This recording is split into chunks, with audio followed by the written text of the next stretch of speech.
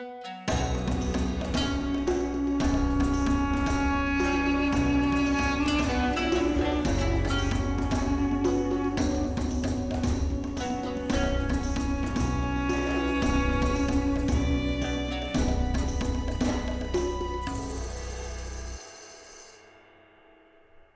ad break time. The Beyond Solitaire podcast is proudly sponsored by Central Michigan University's Center for Learning Through Games and Simulations. Keep an eye out for 500-Year-Old Vampire, which will hit Kickstarter sometime this spring. Also, there's a new course to sign up for. Starting on May 16th, Travis Hill will teach Finding Your Niche, expanding your skill set across 5 different gaming genres. You should definitely check that out. And finally, a plug for myself. As summer approaches, I dream of a year where I do not have to teach summer school and can spend that time working on my channel instead. If you want to make this dream a reality, head over to patreon.com/beyondsolitaire and give me some support. Every little bit helps. For now, though, let's get on with the show. Hey, gamers, this is Liz Davidson from Beyond Solitaire, and this week on the pod, I have a very special guest. This is Professor Frank Klaassen. He is a professor of history at the University of Saskatchewan, and he is both a very interesting scholar who's doing some work I want to ask about, and a games in the classroom person. So that's why he's here. How you doing, Frank? Hey, really well, thank you. Good to be with you. Yeah, I really appreciate you coming on. You're on vacation right now, and I am very grateful. So, what are you doing after you get off this podcast? Oh well, we'll be getting out on the Nordic ski trails out here at Anglin Lake in northern Saskatchewan. So I'm looking forward to that. Fantastic. But for now, we're going to talk about medieval manhood. But first, so your scholarly work focuses on magic and the occult in Elizabethan England. Can you give us like a little bit of a rundown of that, just because it sounds super interesting? I just want to know. Okay. So my first book was about medieval manuscripts, and it actually went from the 13th century through to the 16th century. Manuscripts of illicit learned magic, and more recently, I've been focusing much more heavily on England, and specifically on Elizabethan England. So, 3 books out recently looking at the practice of magic in Tudor England. 2 published with my co-author Sharon Wright, which are also it's all available from Penn State University Press if you're interested. I'll plug for my press. Absolutely. So, I mean, I know a lot about, ancient period magic. So things like the Greek magical papyri and, cursed tablets, Fictiones. Like, how Right. does magic evolve from sort of those earlier periods into whatever it becomes in Tudor England? Well, in the medieval period, we've got this crazy period in the period of translations when material is coming in from the Iberian Peninsula, and from Arabic and Jewish sources, and we've got a bunch of intellectuals, of course, going, "Whoa, this is really interesting," and it's a huge corpus, and in this corpus, there's magic, and so there's various efforts to try and take this and try and make it into Europeans, something that'll work in the European context. And I'm principally interested in the really wacky stuff that people really have ignored because they're kind of embarrassed to admit they're working on it, which is the demon and angel conjuring. So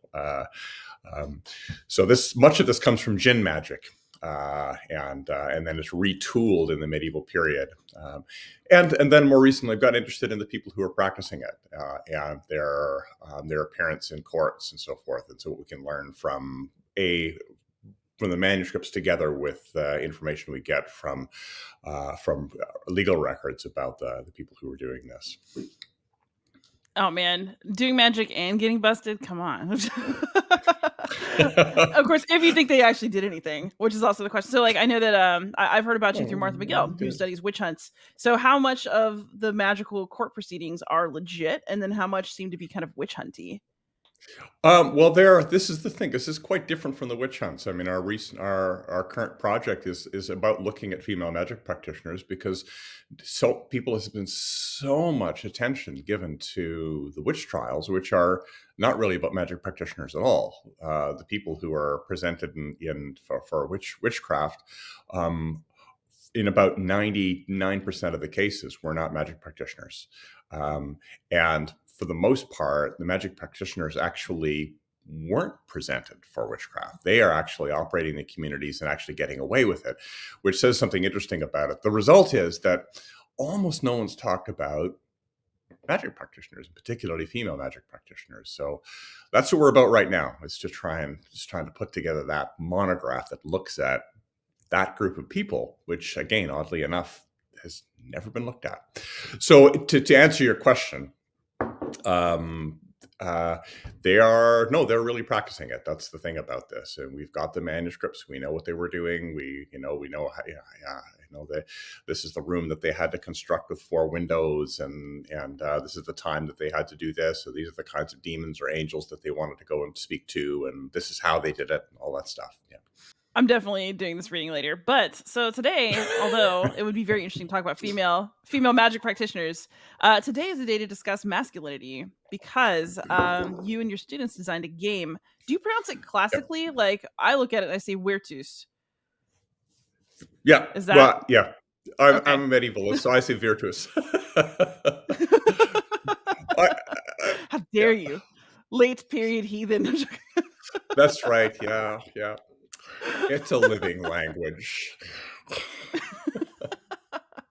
All right, so we'll go with Virtus for this episode. But tell us the basics. What is Virtus about, and what kinds of mechanisms appear in it? Like, I know nothing about ancient. I mean, I know nothing about medieval masculinity stuff. I've read like Making Men by Maud Gleason about Right. masculinity, like during the Second Sophistic, but I don't know anything about this. So.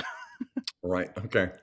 Um, okay. Well, it's about. I mean, at its core, it's about the gaining and losing honor in the medieval period, but also the different constructions of honor depending on what kind of person you are. So, I mean, we opted for a relatively simple division between clerical men and regular secular men, and so we have sort of a peasant, a sort of husbandman, and a knight, and then on the other hand, we have a scholar and a priest. There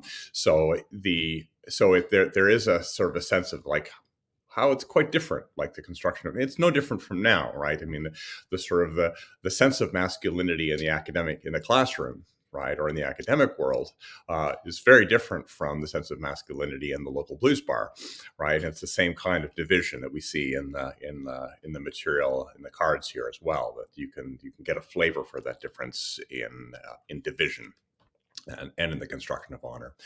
And then also, I mean, it's a little bit combative in the sense that you're in a position to dishonor the other members, and so the modes of dishonor also relate to those different circumstances. So you cannot dishonor the priest necessarily in the same ways you'd be able to dishonor a local merchant. Um, and then finally, there are ways of getting out of being dishonored, and so you've got a counter cards which allow you in various kinds of ways to counter the masculinity. And again, these are often specific to that context. So loosely speaking, that's what it looks like. I don't know if I can say this. It's loosely based on the game Guillotine in terms of its actual mechanic. If that is familiar to, I think an old chestnut of a historical game about the French Revolution. Yes, actually, my mom bought that for me years and years and years ago. I should play that again at some point.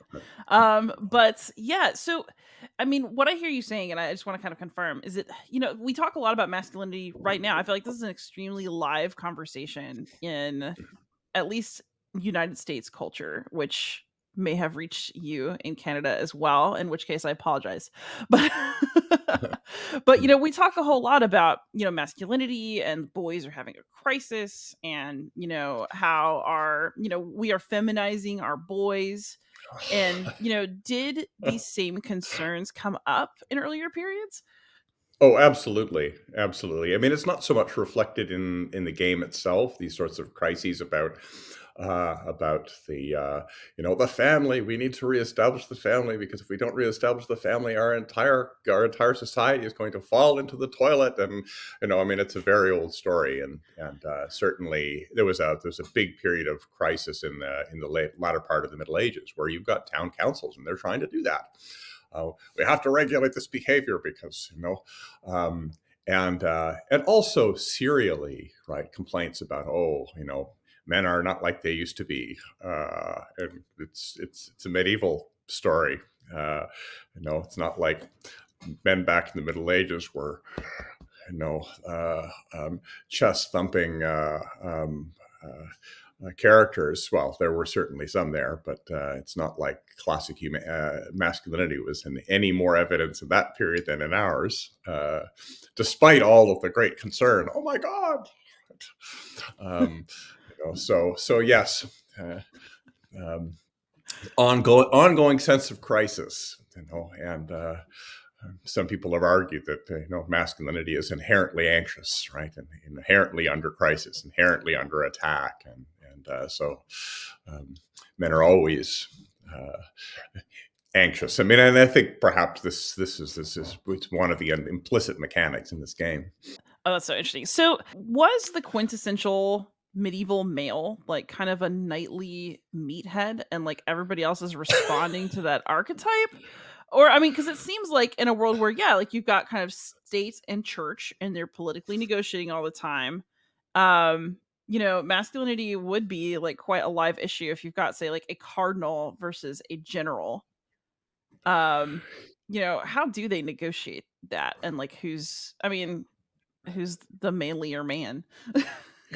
Well, the if we to pull one of the cards out, I mean, I'm not sure that's visible there. I mean, we can see. I mean, what we've done for the as a symbol for the secular, for people who are not clerics, is that we've used the sword and the shield as a sort of symbol for that. And so, in some senses, that's a legitimate question. To what extent is the knight the model, and certainly is a very powerful symbol.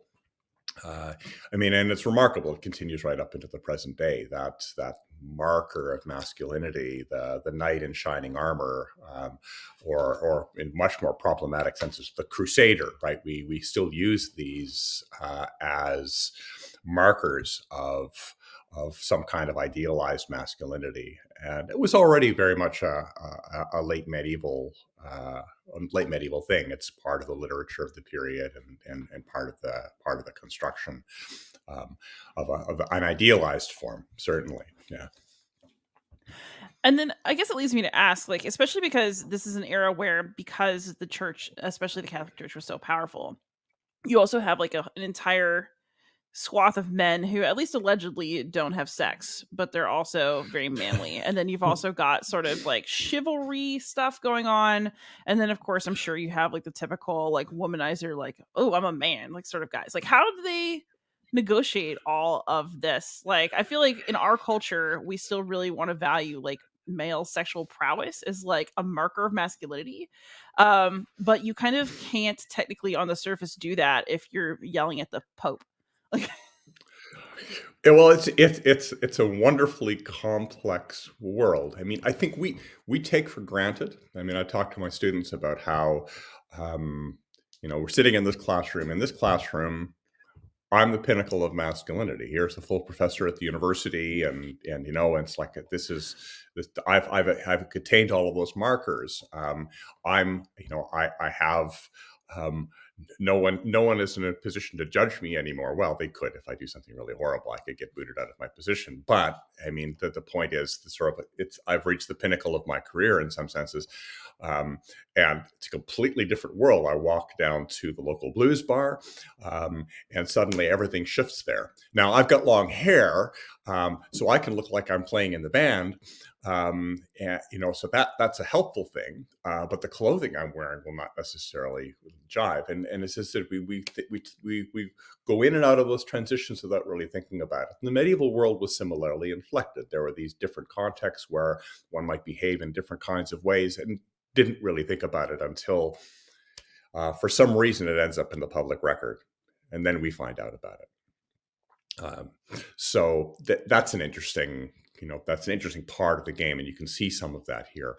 That being said, clerics are very different. There's a very different form of masculinity in the clerical world. And there's a very different form of masculinity in the university context than there is in the purely clerical world, um, where it's kind of blended. You get these boys arriving at university, and they want to still behave like nobles. They want to bring their hunting animals with them into the dorm. There's a card in here where someone gets honor because they managed to sneak a bear, their pet bear, into the dorm.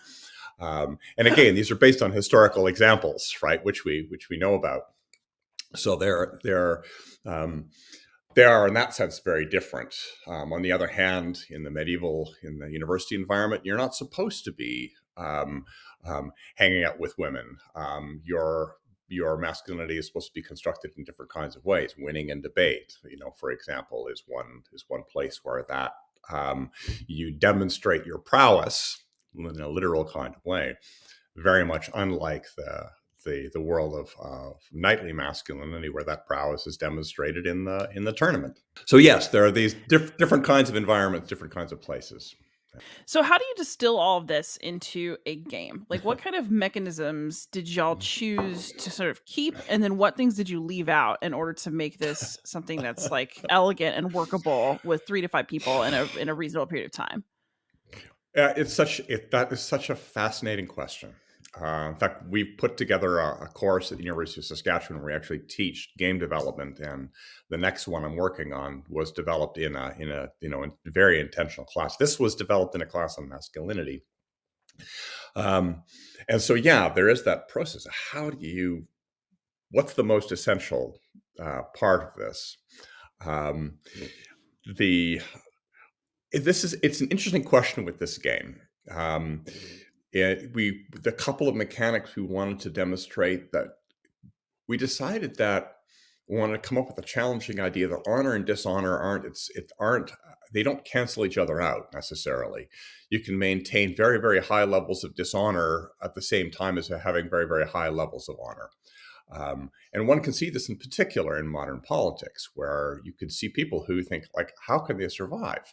Well, name anybody in particular here, with all of this that's going on, but their position allows them to maintain and take on a relatively high level of dishonor at times. So we decided to keep those separated. One of the interesting mechanics in this game is not a kind of conventional game mechanic, in the sense that it's really humor. This is a funny game, very different from the game about women. One has a sense when you play with, you really have to read it out loud. You have to read the cards out loud. And what we found in this game is that people are laughing. They read them, they read the cards, and they laugh. I've described it in some of the places I've written about it as it's very decidedly a melodrama, in which is a very peculiarly, I think, male form of humor, where there's huge amounts of bravado, where there's a lot of bragging and carrying on. At the same time, it's kind of also at the same moment, it's kind of tragic. It works with caricatures. But again, these caricatures are sometimes tragic caricatures because they lead people to do really stupid things and actually get them into trouble. So it plays on that, which is almost more of a kind of social mechanic, even though strictly speaking, it's not like something like Cards Against Humanity in terms of the way it functions. That's a very, I think, almost one of the most active parts of the game.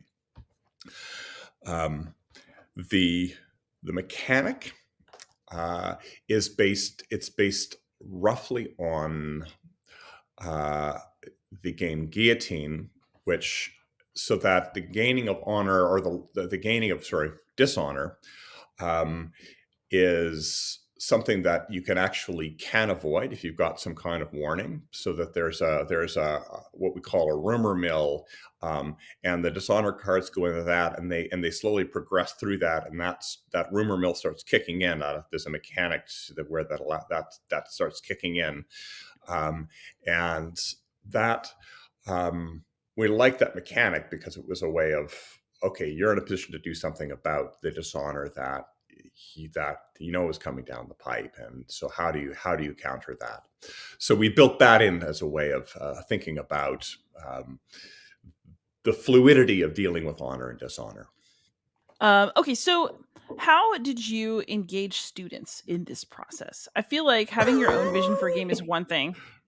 Getting kids involved, I mean, they're not kids, well, they're young adults, is another. And so how do you share this project with students and have them be a meaningful voice while also making sure that everything, maintains like a scholarly level of workability? It's an interesting exercise. I mean, at this time, well, it was a learning experience for me because I thought, oh wow, this will be great. It's a course. It was a course on gender and masculinity, so I thought, this will be great. We'll do this. Everyone will be, it's the game generation. Everyone will be down with this.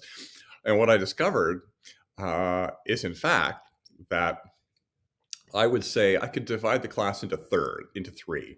Um, there are the complete game nerds, right, and maybe 1/3 of the class, or the people who would sort of like roughly get into that territory. The people who are down with games if someone brings them along and say, hey, let's play this game. It's like, oh, okay, sure, let's do that, and enjoy that. And then there's 1/3 who hate games. um, and so it was a bit complicated in that class, actually, to try and negotiate that issue. So, which is why we actually built a dedicated game course. So that means we're building a game course, we're a game in this course. You know about this in advance, so one hopes that everyone in there is down for it. Once you get to that point, yeah, there's no way in a one-term course that you can build a mechanic. It's simply too complicated. So what I've had to do with that, and my colleague Ben Hoy, who's also involved with, and he's a real dedicated board game geek, great resource for me. The two of us, what we decided is, okay, you've got to decide on the mechanic beforehand. So you've got a basic sense of the mechanic going in, that you have to impose, because there's no other way of developing it in the course. There's simply too much in play. And so there still, I think there's been so much you can adjust that mechanic, you can work with that mechanic, and the discussions in the classroom are fascinating because it's like theory, right? It's like, for an academic, it's a little bit like, okay, here, let's take Marx's idea about labor and let's make a game out of it. Right. And so it's a wonderful place that you can make sense of these kinds of mechanics, or the uses of those kinds of theories, by actually applying it in a very specific way to historical circumstances. So in that sense, it's I think has been extremely engaging in the classroom for people. Oh, that's fantastic. And so I want to circle back to something you said, which I thought was very interesting. So first of all, you said the cards in your game about masculinity are very funny. So do you have a funniest card that we could get a funniest card of that you prefer? Yes. Yes. I mean, there's so many of them that are on the same ground. But we have here. I mean, here's a dishonor card that can only be played on a secular man, on a peasant, on a knight, or a merchant.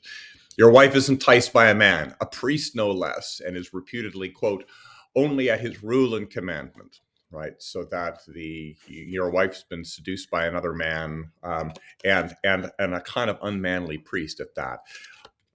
This is actually from a historical case.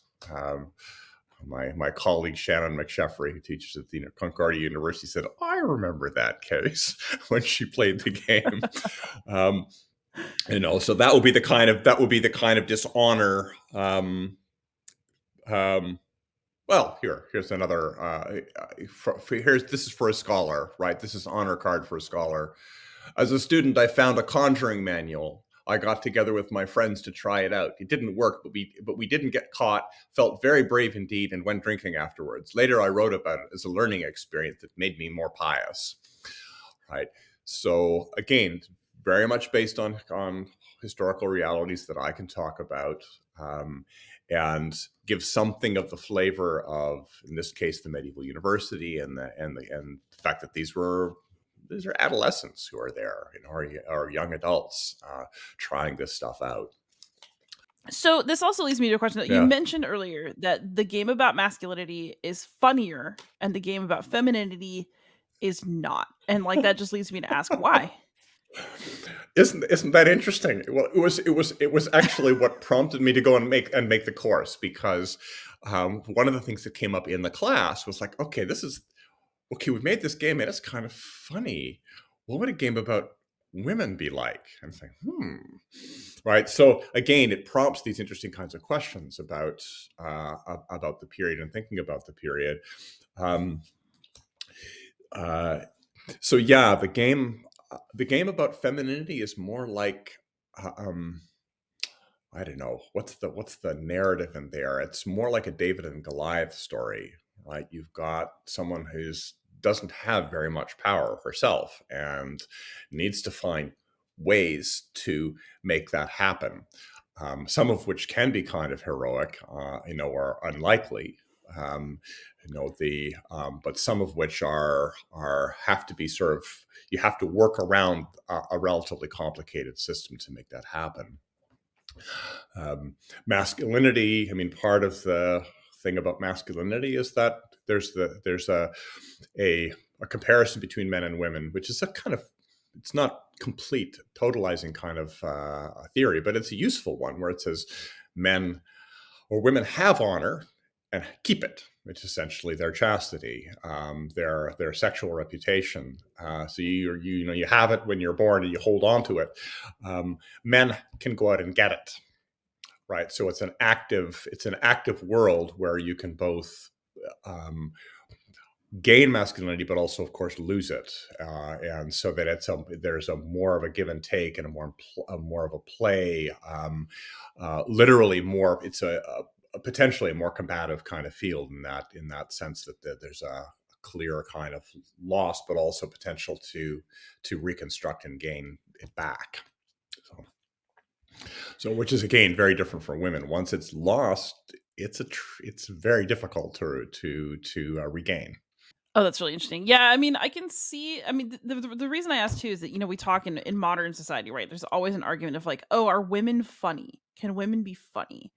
And I I would say yes. I've met lots of women who are very funny, right? But it's very interesting to see that kind of difference like play out even in games. Like I think that, yeah, I mean, maybe we do have a lot to sort of poke fun at in terms of masculinity.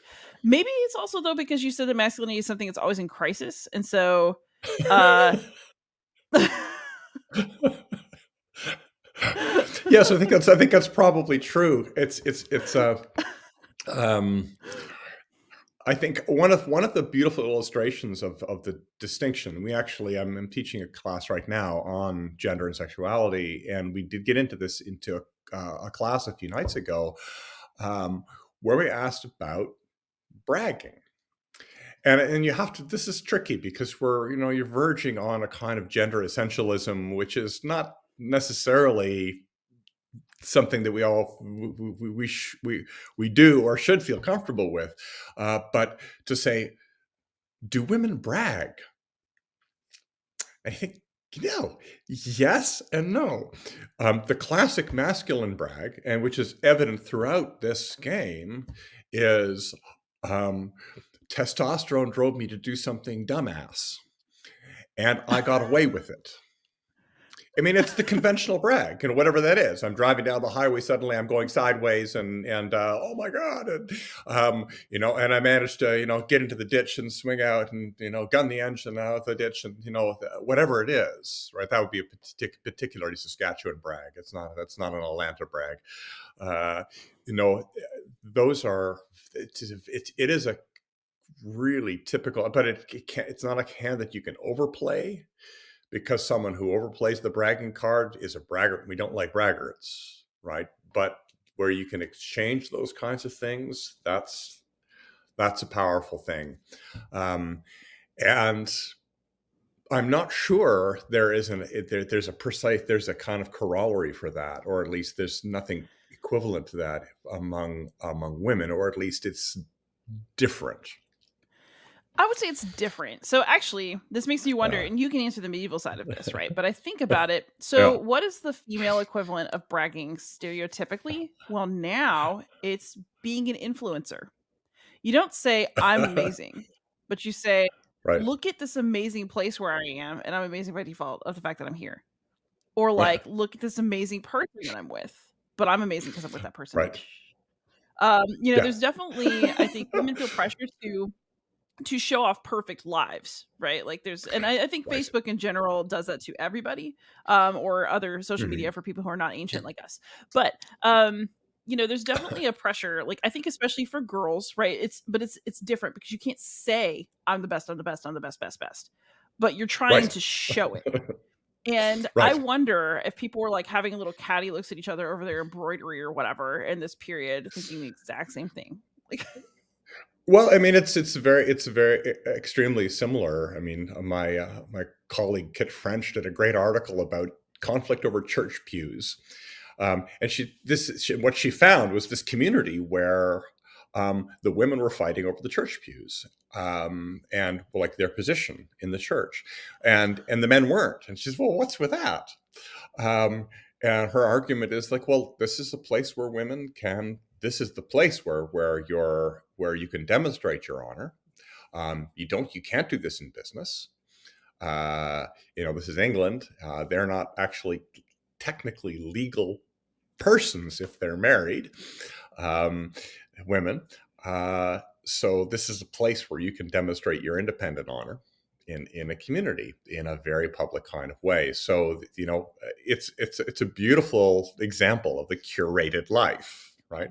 I'm up near the front, near the statue of the Virgin. You know, yeah.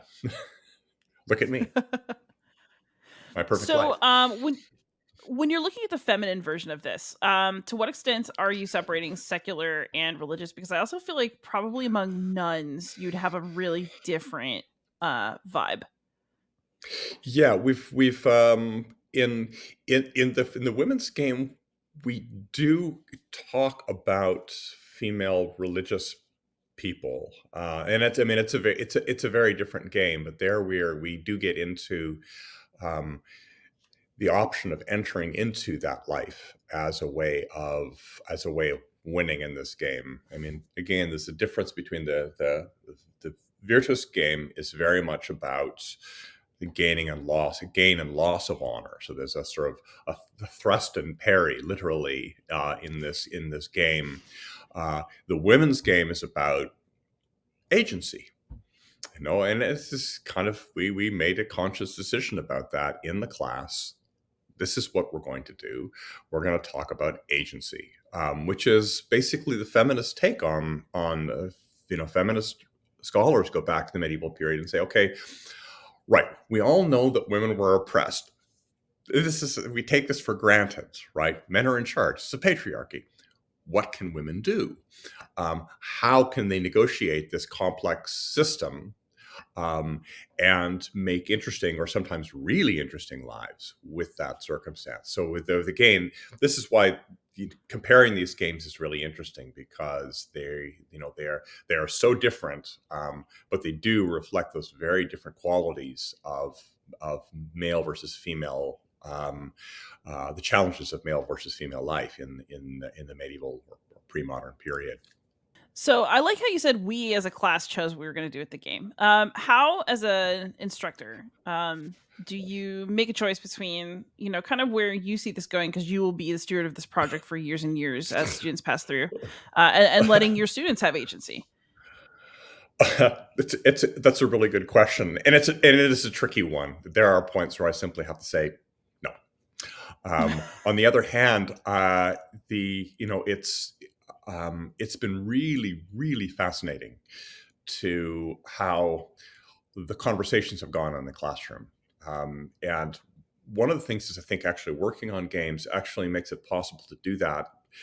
Um, I can give you one example here where we talked about, and this was when we were developing the game on women, and we'd been reading about prostitution, and someone said, "Well, should we be putting prostitution in here? Because like prostitutes only account for this tiny percentage of actual women. Like very few women were actually prostitutes, right? So are we overplaying this hand by putting prostitution in this game?"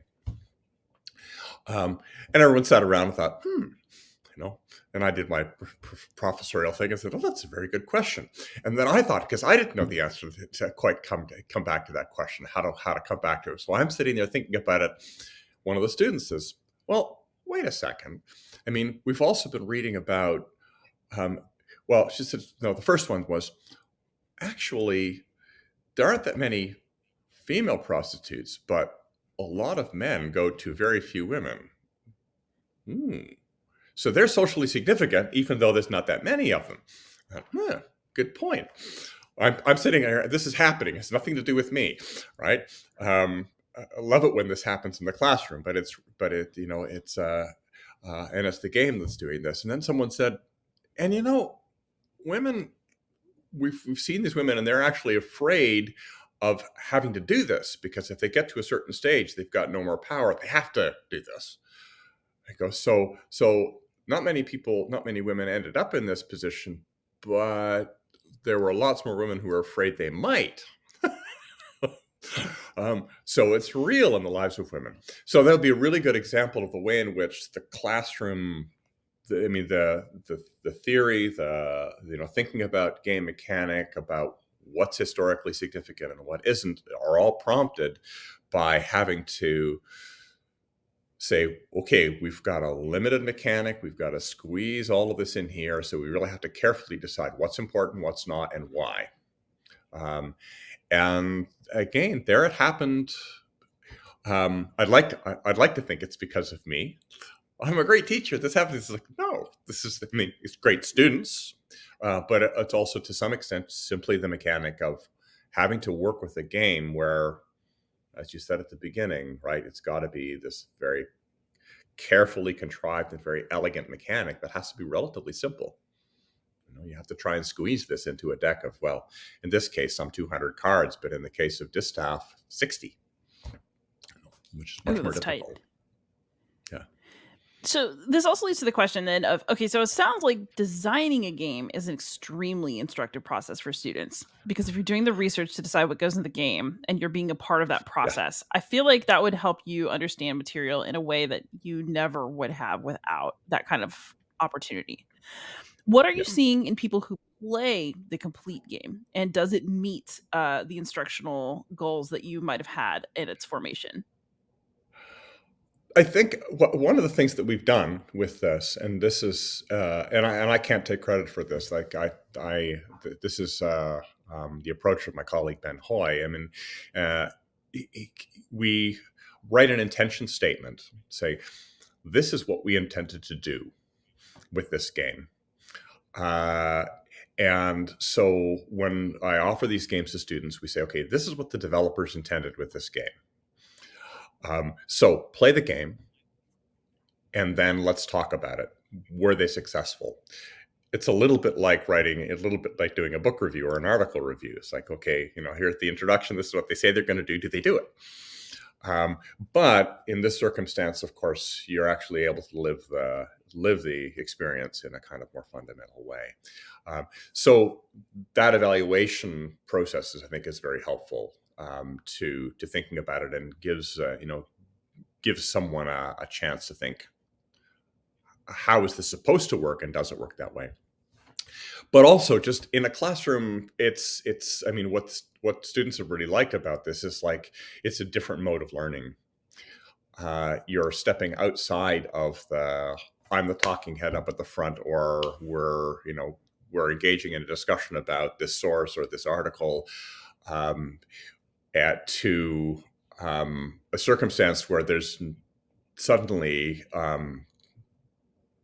well, there's no teacher and no student in that circumstance, right? You're all, you're immersed in it in a more kind of explicit way, and so students have really enjoyed that break from having me standing up at the class in front of the classroom yammering about things, as dynamic as I can be. That wears after a while, and so in that sense, I think it's also really powerful in the classroom.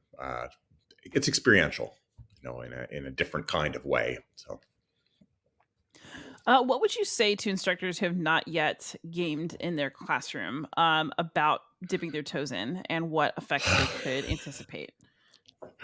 I have a colleague who taught a course this year at the University of Toronto, and was really enthusiastic about using games, and is not really a game person.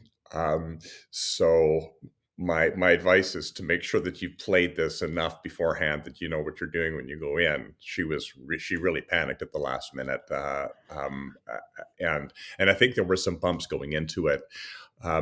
The I think it's incredibly useful to use in a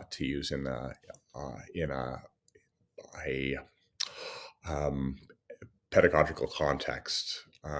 Incredibly useful, a dynamic. But I would say that would be the first thing. Is it's easy to think, oh, we'll just play this game, and it's like, no, you actually have to know what you're doing before you go in, and it's easy to lose track of that. And but that being said, I do really encourage people to do it, because again, I think people learn differently, and so this can be that moment where things really click for people. Like, oh, I get this. People who could read all the articles in the world, and it's sort of, you can intellectually process it and so forth, but it doesn't really. There's no emotional connection. With the games, you get invested, and suddenly it's like, oh, I get it, because I wanted to win and I couldn't. And also, how dare you say that about my wife? Yes, precisely.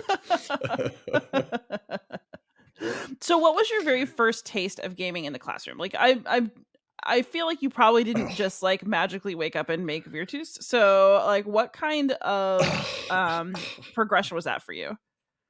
The first one was actually a simulation, and interestingly, I think I'm going to go back to the simulation. It's negotiation of Renaissance marriages, which and this one, that's an interesting one, because it's possible. I've run this in classes of up to 100 students, and so it's just complete chaos, wonderful, beautiful chaos, where you're divided up into families, and you have to and given a number of children, a certain amount of money, and some of which is of course horribly unfair. You've 4 daughters and no money, and you've got to find dowries for them, and all that kind of stuff.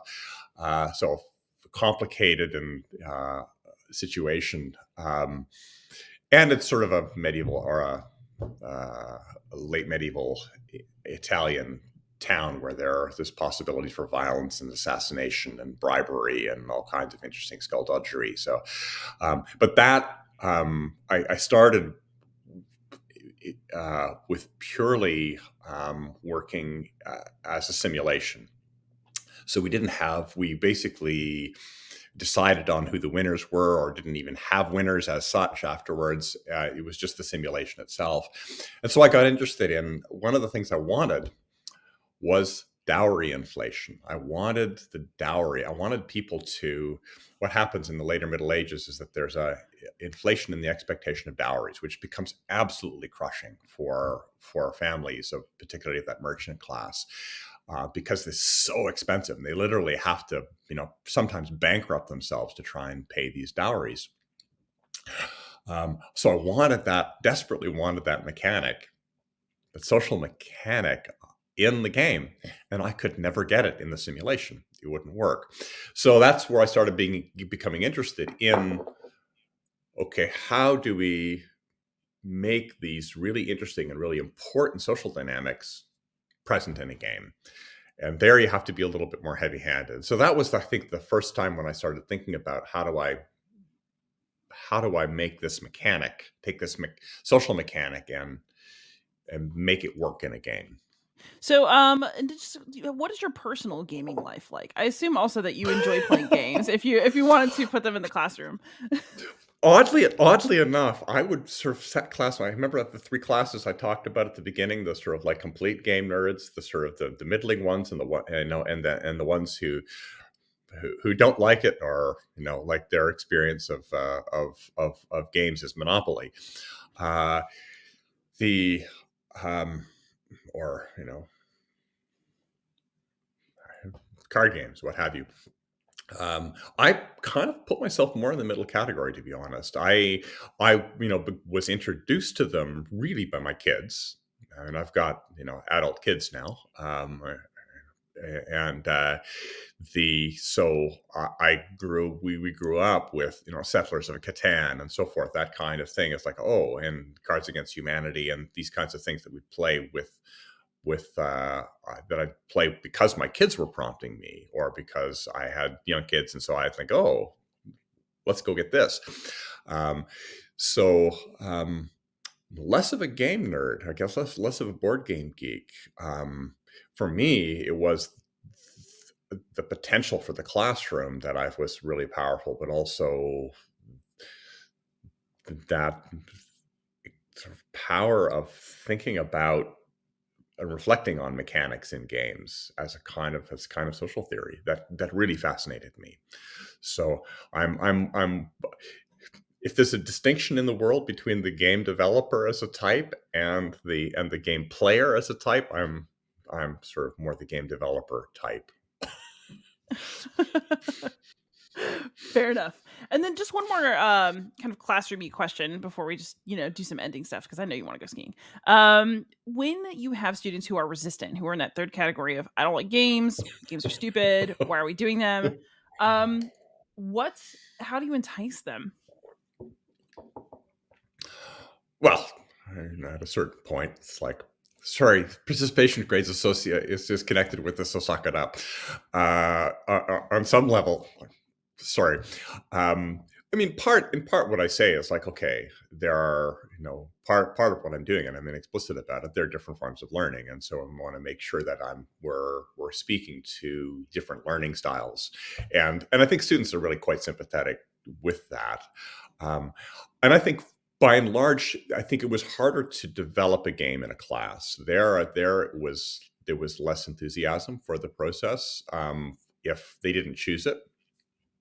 Whereas simply playing it, I think typically I've had only one complaint in a teaching review. Because one does pay attention to these things. Only one where someone says, "I didn't want to play these stupid games." Okay, sorry. If it matters that much to you, then maybe it doesn't matter that much to me. And as I said, it was only the one. For the most part, I think everyone gets behind it, and I think so. In my experience, at least, students are like, "Oh, this is great. This is different. I don't have to take notes this week. Let's just dive in here," and I get a bit of a break. So, I think typically, either they're really into the games or thinking, "Oh, geez, this is great. I've got a week off." One of the two. That's funny. One thing I've noticed when speaking to people who, especially like those who run Reacting to the Past games where students are partially evaluated on their in-game work.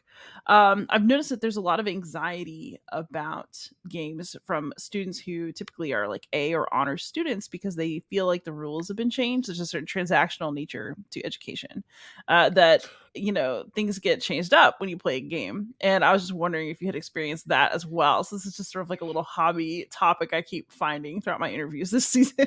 Oh, that's interesting.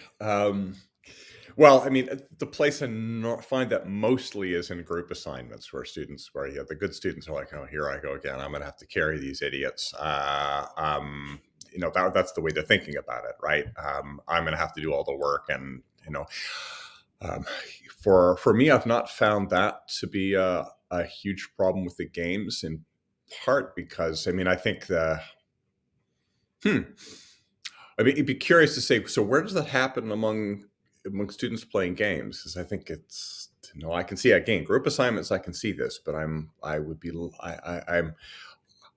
so I've not experienced this among students complaining about this in or being concerned about this in games. Can you fill me in a little bit on this and where you see that? Yeah. So basically, like, let's say that you're doing a reacting to the past scenario, right? As part of the game, you're going to try to win, but you also have to give speeches, write essays, perform tasks that will be graded. Or, for example, Christian Hinz in Illinois is doing really interesting work where her entire world history class is taught through games. So you're gaming, you're creating artifacts, and you're Right, also being assessed on, yeah, you have to do readings, but you're supposed to put your money where your mouth is in a different kind of way. right, And right. so it actually made me think of your masculinity Hmm. game, right? Because if people are attuned to certain ways of showing their prowess, as it were, and then they're expected to show that in a different way, then it causes anxiety. And that was like the sort of connection that I personally had just been sitting here making. Oh, okay, okay, okay. Yeah, no, I don't find that. I think everyone's really loves the sort of the role this sort of role playing aspect of this game that I think everyone sort of people get into, and once they get rolling with it. For me, the demonstration of the effectiveness of this game, this is working when people are laughing. Right. You know, and so the most important thing with this game is reading the cards out loud. That's the most important thing. Period. Um, and if that's happening, then it's working. Uh, so no, I've not found students feeling like backed into a corner there. I can imagine students, working in a game that's all built around courses, uh, like a good student who knows I know how to succeed doing this, and they're good at it, right? I mean, I was one of those students, right? You probably Same. were Yeah. too, right? The one it's like, you want me to write an essay? I can do that. I know how to do that. I can write that essay, and not only that, but I can do it the night before. Uh, and suddenly they're in a circumstance where it's like the rules are changed, and you've got to figure out how to do this. And so I can imagine that would be I could see good students not liking it because they just want to be able to do. I mean, you're taking 5 courses in a term. You bloody well want to keep things simple. Um, so I can see that being an issue. On the other hand, my sense to students would be to push back and say, "Hey, okay, now in this kind of class, you're not going to be able to depend on this. You have to be thinking about this in a different kind of way, and that's the challenge, and that's what makes this interesting." Not that students will necessarily always gravitate towards what's good for them, as opposed to what's easy. And I understand that. They've got complicated lives too. So Yes. And they interesting are just balance, an interesting question. they are human like us. So basically, what I understand from this too is that, okay, so if you took a game design class, you would be evaluated based on something related to game design, and that would be implicit for the start. But it sounds like when you play these games in other classes after they've been designed, it's not for evaluative purposes. It's really just a way of kind of adding a different flavor to Yeah. what students are already learning and being assessed about in other ways. Yeah, and I think also students do appreciate the fact that these are student developed games. No, I mean, yes, I'm kind of the evil overlord in the background, in this, and have to be. Uh, but they are genuinely. I couldn't have done these completely on my own like this. Well, I wouldn't have the time for a start. I've got a research program that I have to keep up and so forth, and graduate students and all that kind of stuff. So I don't have time for doing this. Um, but it's also, I think the richness of these games is in part genuinely a function of the fact that there are multiple people involved, and some really enthusiastic students, particularly the ones who take the base game after a course and then have actually, okay, we're going to take this and we're going to turn this into the real thing. So that's just a sort of secondary process. We've got by the end of the game, we've got a kind of workable beta model, but it's by no means done. So I think students appreciate that, the fact that this is not me imposing something. This is something that students that like themselves have actually developed. So it's at least I hope they appreciate that. I suspect they do. First of all, thank you so much for coming on the show. I really appreciate you, especially giving me some vacation time. Like, that's super generous. But if people want to follow your work and look more into the games that you and your students are making, where can you be found online?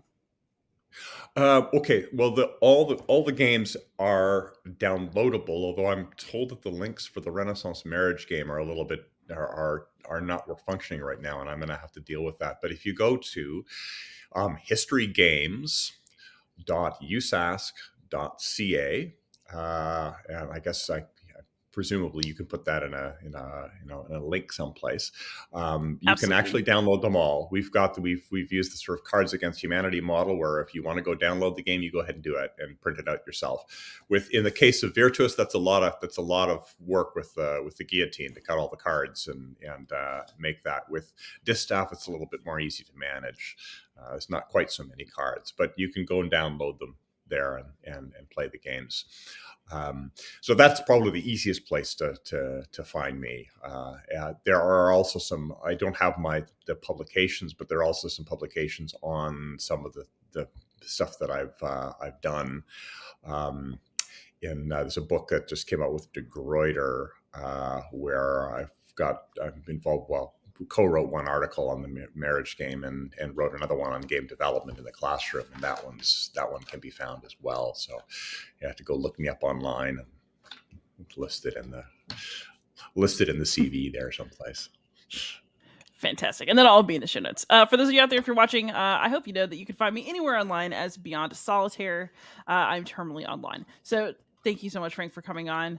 And everybody out there, please like, subscribe, comment, ask questions, and most of all, happy gaming.